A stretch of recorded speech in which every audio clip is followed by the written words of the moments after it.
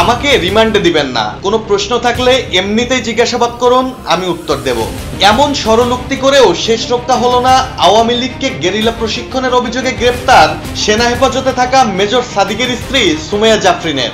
নিজেকে নির্দোষ দাবি করা সুমাইয়া জাফরিনকে শুনানি শেষে 5 দিনের রিমান্ডে পাঠানোর নির্দেশ দিয়েছেন আদালত।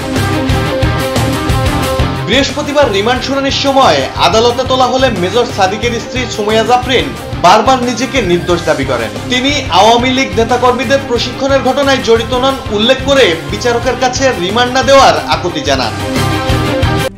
RICL TMX, যুগের পর যুগ স্থাপনা থাকে মজবুত।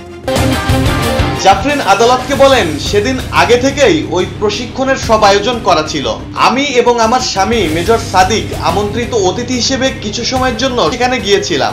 এএসপি পরিচয়ে অন্য কেউ ভেন্যুটি আগে থেকেই ভাড়া করেছিল এবং এখন তার দায় আমার উপর চাপানো হচ্ছে। তিনি বিচারকের কাছে রিমান্ড না দিয়ে স্বাভাবিক জিজ্ঞাসাবাদের মাধ্যমে তার বক্তব্য শোনার অনুরোধ করেন।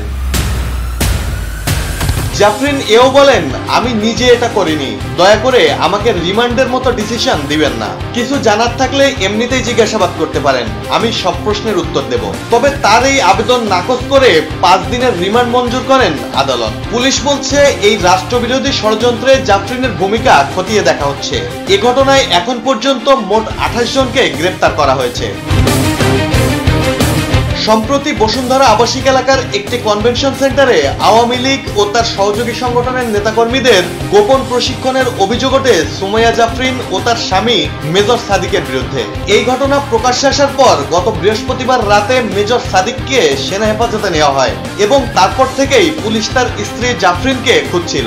বুধবার রাতে তাকে মিরপুর DOHS থেকে গ্রেপ্তার করে ডিবি। অন্যদিকে মেজর সাদিককেও হেফাজতে রেখে তদন্ত চালিয়ে যাচ্ছে সেনাবাহিনী। ডেস্ক রিপোর্ট, জয় জয় দিন।